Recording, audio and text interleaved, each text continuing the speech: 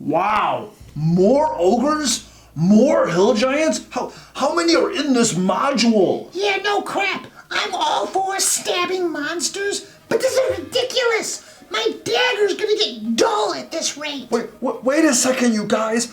Why don't we convince the monsters to join our side? We could get our own little army going.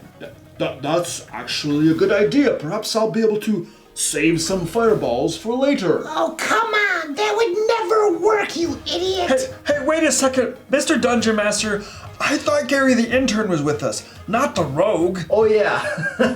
Whoops. Oh, come on. This is bull. Yeah, that's a really good idea, Mr. Barbarian. We should totally do that. You see, this is why everybody loves Gary the intern. He's just a good, down-to-earth kobold. Now, let's start building our army.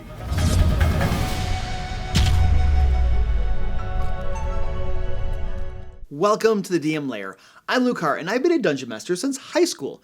On this channel, I give practical Dungeon Master advice that you can implement at your game table. Today on the Lair, I'm going to tell you about a time my players built a monstrous army from the ground up, the challenges it posed to me as a Dungeon Master, and how it was resolved. Because having the players build an army of their own is actually a concept that sounds really cool.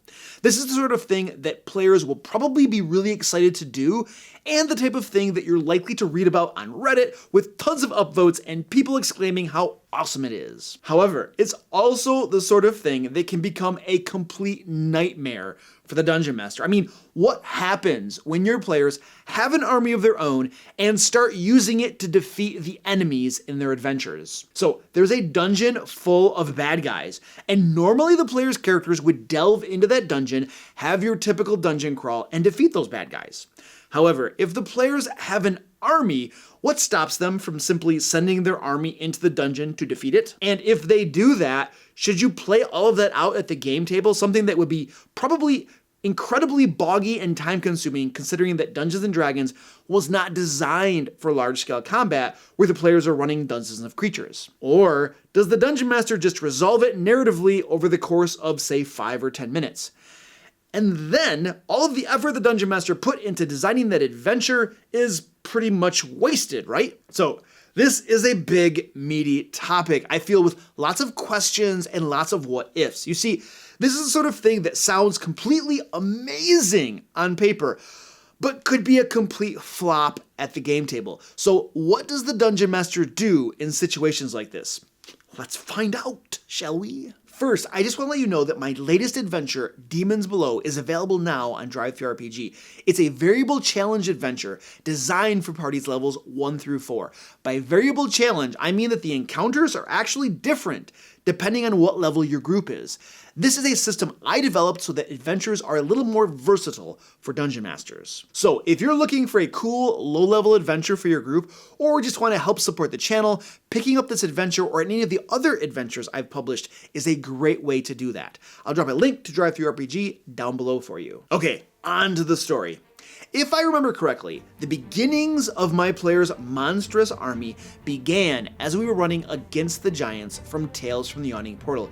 You see, that module has massively large dungeons with crap tons of monsters in them. And not only are the dungeons huge with lots of monsters, but they also repeat the same monsters over and over and over again.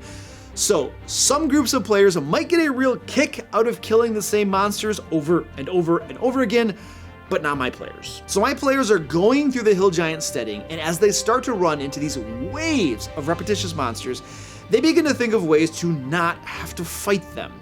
They don't want to just sneak past them, because if those monsters activate later on and come in from the rear, that might cause a problem. So they begin to use some negotiation tactics.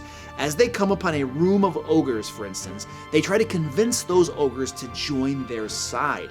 They tell them something like, "We already killed most of the hill giants. You can either die like them or join us." And what being covered with blood and toting around a hill giant head as proof, these ogres were inclined to believe them. And it just so happens that my players have a convenient rendezvous point for the beginnings of their army. In fact, we could just call it their home base. Trollhole is the name they gave it. Now, this cave complex was originally the den of some trolls that the players defeated back when they were dealing with Granny Titchwillow, another infamous NPC that shows up in many of my games. But Trollhole is mostly empty now, though my players do use it as a base of sorts, so they figure it's a pretty good place to start sending the monsters they convince to come to their side. And thus, my players continue going through the Hill Giant setting, convincing as many monsters as they can to join them. Okay, so at this point, there was probably just a little bit of mild panic in me. My players had a decent idea to get the monsters to join their side, and in all honesty, I was getting sick of running combats with the same stupid monsters over and over again. So I was inclined to allow them to not have to fight the monsters. From my perspective, I just didn't want to have to run the combats. However, I was worried about where this whole monstrous army thing might go. I mean, what if they start using the monstrous army to complete all of their adventures? I mean, if that happens, then I would have no idea what to do at that point. However, I decided to say yes to allow them to convince the monsters, and I decided that I would just simply have to figure out what to do at a later point in time. So I think part of my advice here is to not be afraid to go along with something cool like this.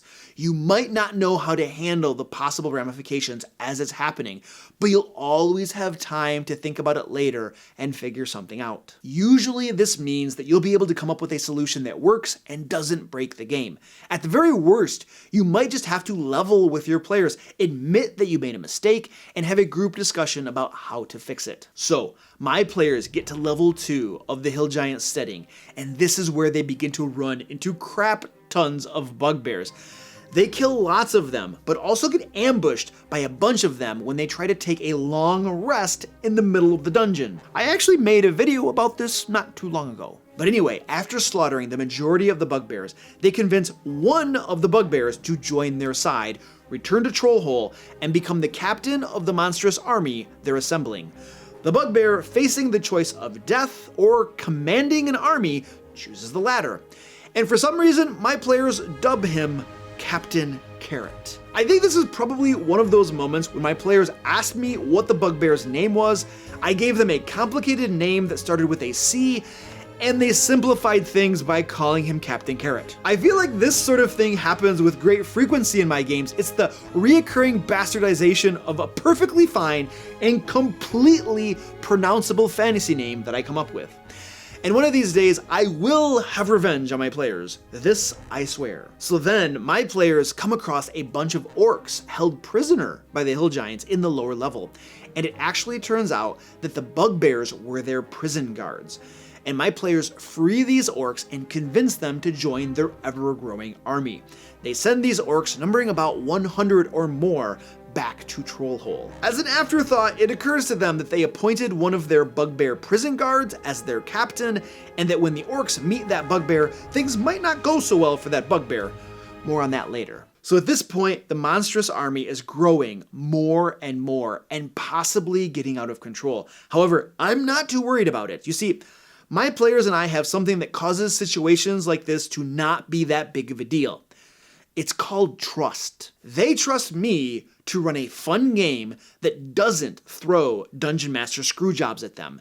And I trust them to play the game without undoing all of the work that I put into creating the game for them. This is one aspect of the unspoken social contract that we have together. And I feel like that as a gaming group, if the Dungeon Master and the players can come to this point where they trust each other, then situations like this aren't that big of a deal. The Dungeon Master can feel comfortable saying yes to things like this, knowing that collectively as a gaming group, they can figure out a way forward that both allows the players to have fun and doesn't negate a lot of the hard work that a Dungeon Master put into creating the game and the adventures. Now, I don't know that I can give you 5 steps or something like that to develop this trust as a group. All I can say that it's something to strive for and to earn as a Dungeon Master. And when you get there, it frees you up and enables you to do things like this without worrying about it breaking the game. So, the creation of their monstrous army doesn't really stop there. At some point during their adventures, they also end up getting some werebears to join them. Then, while they're in the Frost Giant compound, they pick up some additional ogres and convince a storm giant to join them. They end up appointing one of the werebears as the commander of their forces, and the storm giant as the lieutenant. Now, I know that order might not seem to be the most logical, but they recruited those two NPCs at different points in time, and the werebear got appointed to be the commander first, so yeah, that's what it is. And then, after one of their adventures, they return to Waterdeep to be told by the authorities that the Gnoll War to the north in Red Larch isn't going very well. You see, going on in the background of my campaign is a massive incursion of gnolls to the north, and Waterdeep has sent many of their forces to fight these gnolls. Now, this gnoll incursion is actually the result of our having started to run the Prince of the Apocalypses module, where I homebrewed some gnolls to spice things up. However, my players and I ultimately didn't like that module, so we stopped playing it, traveled to Waterdeep, and began a homebrew campaign of mine. So, because these gnolls were never actually dealt with back near Red Larch, I had them grow into a huge army that threatened the entire region. And that has been something going on in the background of the campaign. But at this point, the leaders of Waterdeep tell my players that the battle with the gnolls is going very badly and they need assistance. They ask my players for whatever help they can give. My players look at themselves and conclude, hey, we have our own army that could help. And this, of course, is the solution that I dreamed up. I gave my players something for their army to do. Now, I didn't force them to send their army to help with the Gnoll War.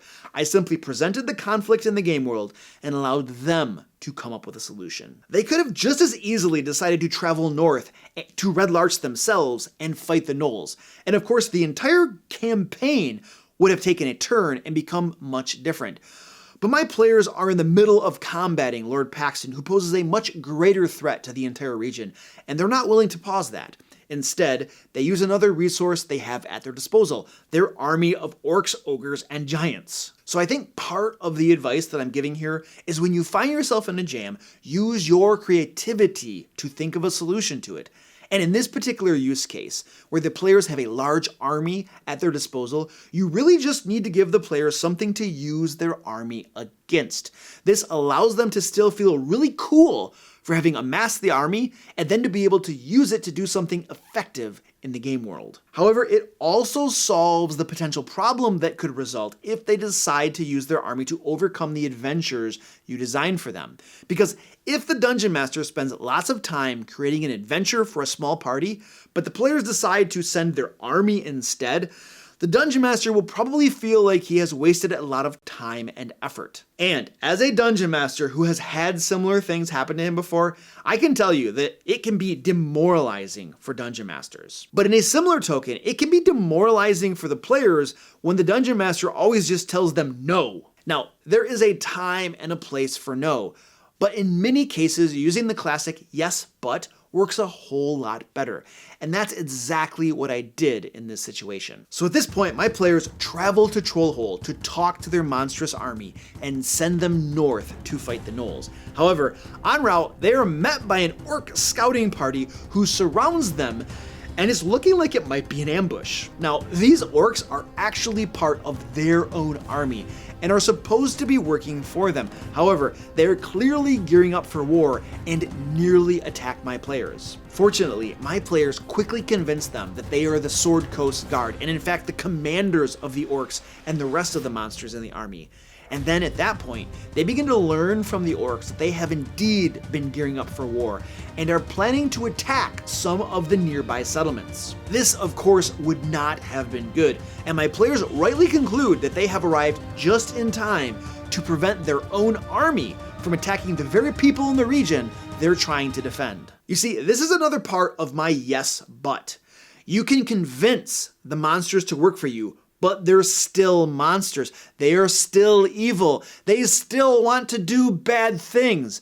And if you don't actively keep them under control or give them something to vent their evilness against, they will cause problems for you. Just because you convince them to join your army doesn't mean that they suddenly stop being evil creatures. So, you had better darn well believe that if my players hadn't decided to use those monsters against the gnolls, I would have had them begin raiding local settlements. Yes, my players had a clever idea. Yes, it worked for a bit. But my game world is still a living, breathing world. And one clever idea does not give them a pass on realism. I also use this to create a moment of panic and drama for my players. Not only did they nearly have part of their own army attack them, but they learned their army might soon fall out of their control. Now, I wasn't doing this to try to screw them over. Remember that little bit ago when we talked about trust? But I was doing it to make the game more interesting and fun for my players. Dungeons & Dragons is all about creating those moments of uncertainty and tension, and the fun for players comes from resolving those situations and then feeling heroic and clever for having done so. So, as a dungeon master, I look for opportunities to create moments like those, because without those moments, my players won't feel like heroes. So my players traveled to Trollhole with the orc scouting party to meet up with the rest of their monstrous army, and they have new orders. Travel to Red Larch and fight the gnolls. And they give very strict orders to the Werebear commander and the Storm Giant lieutenant that they're not to raid any settlements along the way. Oh, and remember the bugbear Captain Carrot? Yeah, the orcs skinned him alive, and now the chief orc wears a bugbear skin cloak as a sign of his authority. Sorry, Captain Carrot. Crit happens. Let me know down in the comments about a time your group convinced monsters to join their side. Next week, we'll be talking about how to handle electronic devices at the table. You know, players who won't get off their phones. But until then, click right here to hear about a time Nigel the Bard seduced a succubus and sired an entire Cambion army. And until next time, let's play D&D.